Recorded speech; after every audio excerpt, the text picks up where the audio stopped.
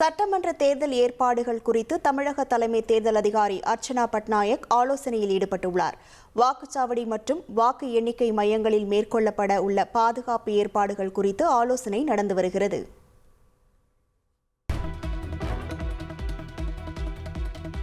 தேர்தல் தொடர்பான புகார்களை விஜில் செயலி உதவியுடன் சம்பந்தப்பட்ட கண்காணிப்பு படைகளுக்கு தெரிவித்து 100 நிமிடங்களுக்குள் நடவடிக்கை எடுக்க ஏற்பாடுகள் செய்யப்பட்டுள்ளது.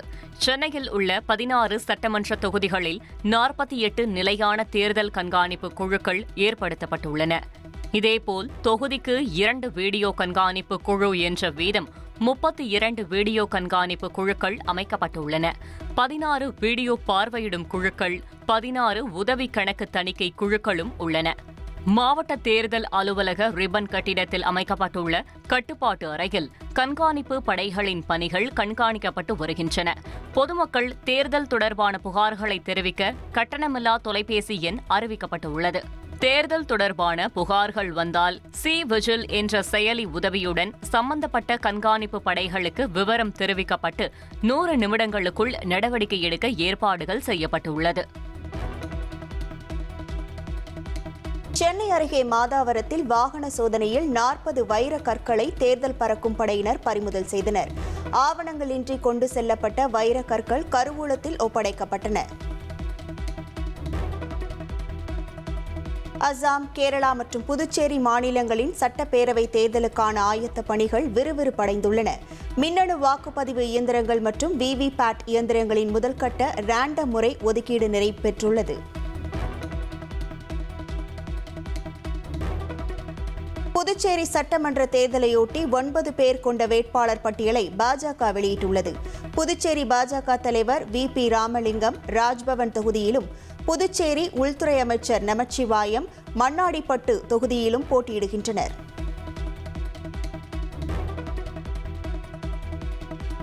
சட்டமன்ற தேர்தல் தொகுதி விருப்ப பட்டியலை இன்று திமுகவிடம் வழங்குவோம் என தமிழக காங்கிரஸ் மேலிட பொறுப்பாளர் கிரிஷ் சோடங்கர் கூறியுள்ளார். தேர்தலில் காங்கிரஸ் கட்சியில் புதிய முகங்களுக்கு அதிக வாய்ப்பு வழங்கப்படும் என்றும் தெரிவித்துள்ளார்.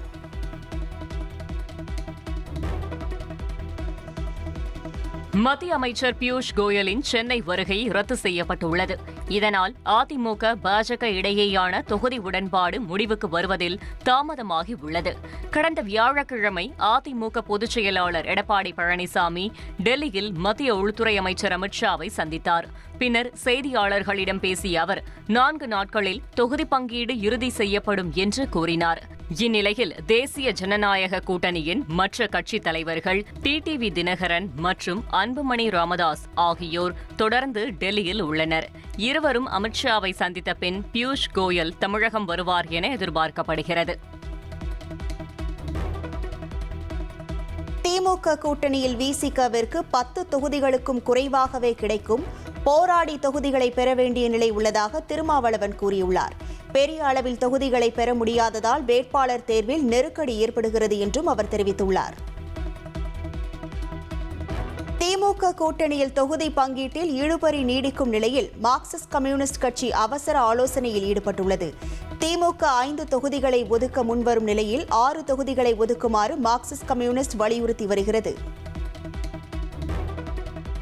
சென்னை தியாகராய நகரில் உள்ள மார்க்சிஸ்ட் கம்யூனிஸ்ட் கட்சியின் தலைமை அலுவலகத்திற்கு மதிமுக பொதுச் செயலாளர் வைகோ வருகை புரிந்தது அரசியல் வட்டாரத்தில் கவனம் பெற்றுள்ளது.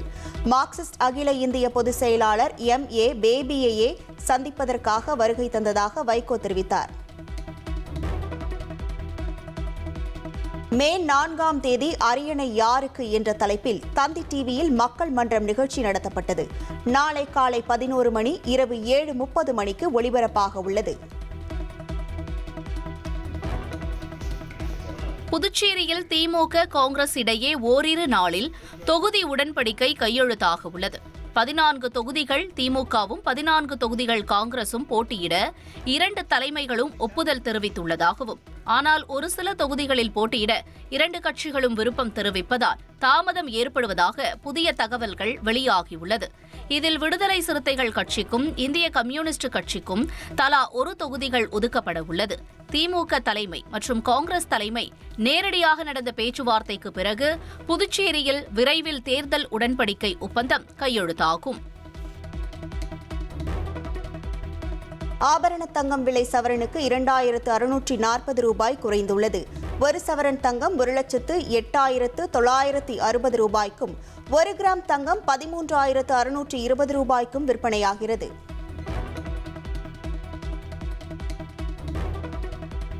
தங்கம் விலையைப் போல் வெள்ளி விலையும் குறைந்துள்ளது. வெள்ளி விலை கிலோவுக்கு 10,000 ரூபாய் குறைந்து 1 கிலோ வெள்ளி 2,50,000 ரூபாய்க்கு விற்பனை செய்யப்படுகிறது. நாடு முழுவதும் ரமலான் பண்டிகை கொண்டாட்டம் களை கட்டியுள்ளது. தலைநகர் டெல்லியில் கடும் குளிரையும் பொருட்படுத்தாமல் இஸ்லாமியர்கள் மசூதிகளில் சிறப்பு தொழுகை நடத்தினர். மதுரை திருப்பரங்குன்றம் மலை மீதுள்ள சிக்கந்தர் தர்காவிற்கு ரம்ஜான் தொழுகைக்கு சென்ற இஸ்லாமியர்களை போலீசார் தடுத்து நிறுத்தியதால் பரபரப்பு ஏற்பட்டது. பண்டிகை நாளில் வரிசையில் நிற்க வைத்து விவரங்கள் சேகரிப்பது தங்கள் உணர்வுகளை புண்படுத்துவதாக இஸ்லாமிய அமைப்பினர் கடும் வாக்குவாதத்தில் ஈடுபட்டனர்.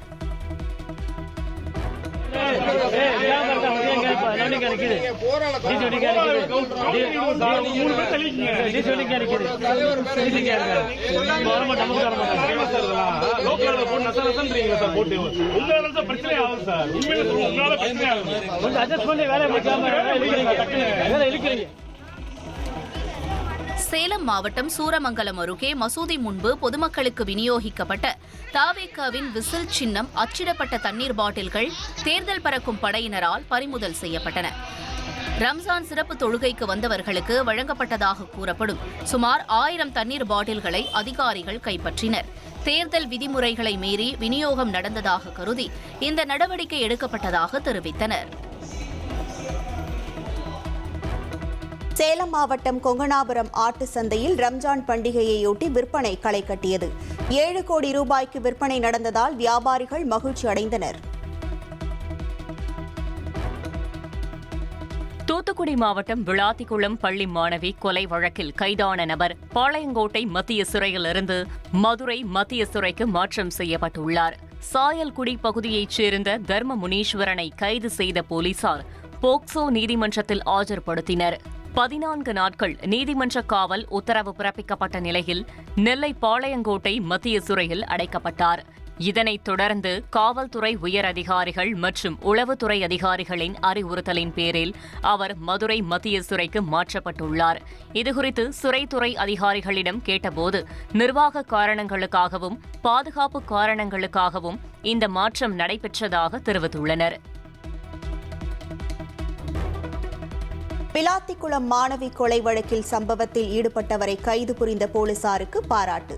25 காவல்துறை அதிகாரிகளுக்கு நெல்லை சரக காவல் அலுவலகத்தில் நற்பணி சான்றிதழ் வழங்கப்பட்டது.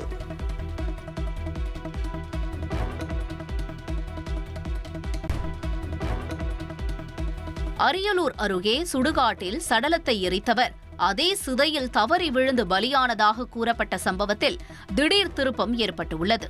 முன்விரோதம் காரணமாக கொலை செய்திருக்கக்கூடும் என்பதால் தீர விசாரிக்க வேண்டும் என அவரது குடும்பத்தினர் கண்ணீர் மல்க கோரிக்கை விடுத்துள்ளனர். செந்துறை அடுத்த குமிழியம் பகுதியைச் சேர்ந்த ராமதாசு உடல்நலக்குறைவு காரணமாக உயிரிழந்த நிலையில் அவரது உடலை எரியூட்டும் பணியில் தங்கராசு, அறிவழகன், புண்ணியமூர்த்தி ஆகியோர் ஈடுபட்டுள்ளனர். சிறிது நேரத்தில் தங்கராசுவை மட்டும் தனியே விட்டுவிட்டு இருவரும் வீடு திரும்பியதாக கூறப்படுகிறது. மறுநாள் காலை ராமதாசுவின் உறவினர்கள் அஸ்தி பெற வந்தபோது பாதி எரிந்த நிலையில் கிடந்த சடலத்தை பார்த்து அதிர்ச்சி அடைந்தனர். சுடுகாட்டில் தங்கராசு இல்லாத நிலையில் அவரது மகன் சக்திவேல், அறிவழகன், புண்ணியமூர்த்தி உள்ளிட்டோர் மண்ணெண்ணெய் ஊற்றி மரக்கட்டைகளை அடுக்கி அவசர அவசரமாக எரித்து முடித்துள்ளனர்.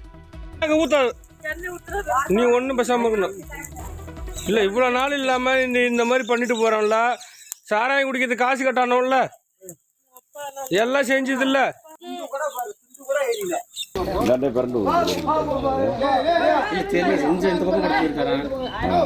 தனி பணமா போதும்பாங்க, சனி பணம்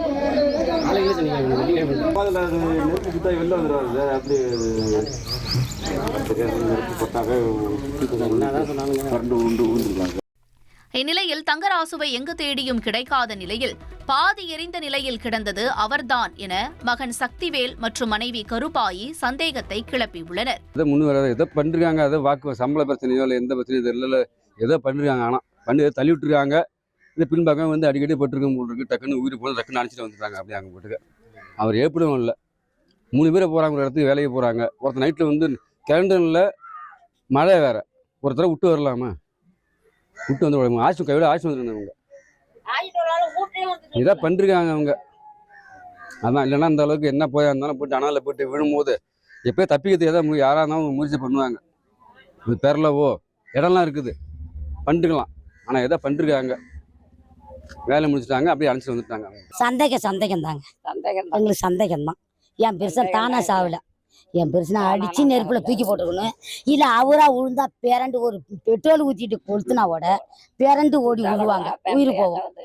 எப்படிங்க அவரு சாவுவாரு? இதுகுறித்து காவல்துறைக்கு தகவல் தெரிவிக்கப்பட்ட நிலையில் உடனடியாக போலீசார் அங்கு வந்து தீவிர விசாரணை மேற்கொண்டனர். பாதி எரிந்த நிலையில் கிடந்த சடலம் தனது தந்தையினுடையது என தெரியாமலேயே மகன் எரியூட்டிய சம்பவம் குமிழியம் சுற்றுவட்டார பகுதிகளில் பரபரப்பை ஏற்படுத்தியுள்ளது.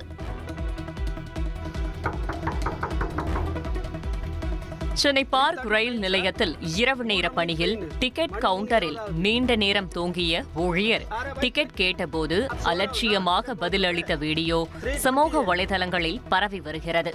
அதிகாலையில் டிக்கெட் எடுப்பதற்காக வந்த பயணி பல முறை கவுண்டரை திறக்க கோரியும் டிக்கெட் வழங்குமாறும் அறிவுறுத்தியுள்ளார்.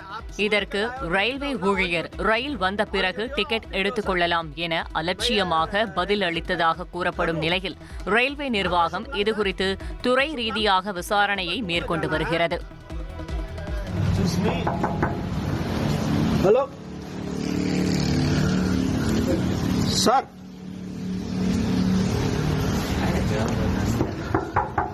சார் 3:20 ஆயிடுச்சு ட்ரெயின், 3:30 ட்ரெயின் சார், 3:30 மணிக்கு ட்ரெயின், மணி 3:20 ஆகுது. अरे भाई 3:36 ट्रेन है, तो टिकट के लिए इतना लोग खड़े हैं ना, इतना लोग टिकट के लिए खड़े हैं ना। 3:30 का टाइम है, 3:30 के बाद कभी भी आ जाना, ठीक है? 3 बजे नहीं, आप सोने के लिए आए हो, ड्यूटी पे हो ना, ऑन ड्यूटी हो ऑफ ड्यूटी हो? आप ऑन ड्यूटी हो ऑफ ड्यूटी हो? सर मैं ये रेलवे हेल्पलाइन में कंप्लेंट कर रहा हूँ। सोने के लिए नहीं आया सर, टिकट 3 बजे आपको कॉल, आधा घंटा पहले।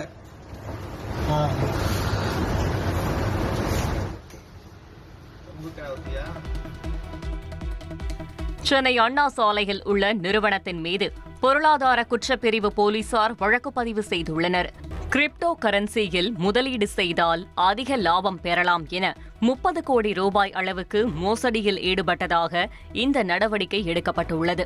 பாதிக்கப்பட்ட முதலீட்டாளர்கள் கொடுத்த புகாரின் அடிப்படையில் சென்னை பொருளாதார குற்றப்பிரிவு போலீசார் அந்த நிறுவனத்தின் மீதும் அதன் இயக்குநர் ஜான் சார்லஸ் ரட்சகன் மீதும் வழக்கு பதிவு செய்துள்ளனர். மேலும் தலைமறைவாக உள்ள நிறுவனத்தின் இயக்குநர்கள் மற்றும் நிர்வாகிகளை தேடி வருகின்றனர். மேலும் இந்த நிறுவனத்தில் முதலீடு செய்து பாதிக்கப்பட்டவர்கள் யாராக இருந்தாலும் நேரிலோ அல்லது தபால் மூலமாகவோ தங்களின் புகார்களை தெரிவிக்கலாம் என பொருளாதார குற்றப்பிரிவு அதிகாரிகள் தெரிவித்துள்ளனர். கள்ளக்குறிச்சி மாவட்டம் சின்னசேலம் அருகே கார் மரத்தில் மோதி ஏற்பட்ட விபத்தில் மாமியார் மருமகள் சம்பவ இடத்திலேயே உயிரிழந்தனர். வீட்டை காலி செய்துவிட்டு சொந்த ஊர் செல்லும் வழியில் இந்த துயரம் நிகழ்ந்துள்ளது. தூத்துக்குடி அனல் மின் நிலையத்தின் 5வது யூனிட்டில் டர்பைன் பழுதடைந்ததால் மின் உற்பத்தி நிறுத்தப்பட்டுள்ளது. 630 மெகாவாட் மின்சார உற்பத்தி பாதிக்கப்பட்டுள்ளது. திருச்சி மாவட்டம் தொட்டியம் மற்றும் சுற்றுவட்டார பகுதிகளில் சூறைக்காற்றுடன் கனமழை கொட்டி தீர்த்தது. சுமார் 1 லட்சம் வாழைகள் முறிந்து சேதமடைந்ததால் விவசாயிகள் வேதனை அடைந்துள்ளனர். தொடர் விடுமுறை காரணமாக திருநள்ளாறு சனீஸ்வர பகவான் கோவிலில் பக்தர்கள் கூட்டம் அலைமோதுகிறது. புனித நீராடி சுமார் 8 மணி நேரம் வரிசையில் காத்திருந்து பக்தர்கள் சுவாமி தரிசனம் செய்து வருகின்றனர். காரைக்காலின் பிரசித்தி பெற்ற திருநள்ளாறு சனீஸ்வர பகவான் கோயிலில் 3வது சனிக்கிழமை மற்றும் ரமலான் தொடர் விடுமுறை காரணமாக திரளான பக்தர்கள் வருகை தந்தனர். வெள்ளிக்கவச அலங்காரத்தில் மூலவரான சனீஸ்வர பகவான் அருள் பாலித்த நிலையில் சிறப்பு அபிஷேகம் மற்றும் தீபாராதனை நடைபெற்றது. அதிகாலை முதலே பக்தர்கள் நலன் தீர்த்தத்தில் புனித நீராடி சுமார் 3 கிலோமீட்டர் நீள வரிசையில் 8 மணி நேரத்திற்கும் மேலாக காத்திருந்து சுவாமி தரிசனம் செய்தனர்.